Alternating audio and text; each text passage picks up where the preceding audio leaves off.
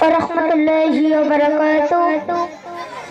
মঞ্চে উপস্থিত সম্মানীয় সভাপতি সাহেব এবং বিচক্ষণ বিচারক মণ্ডলীগণ, সবাইকে আমার আন্তরিক সালাম জানিয়ে আল্লাহ তাআলার শানে পবিত্র হামদে বাড়ি তাআলা পরিবেশন করছি।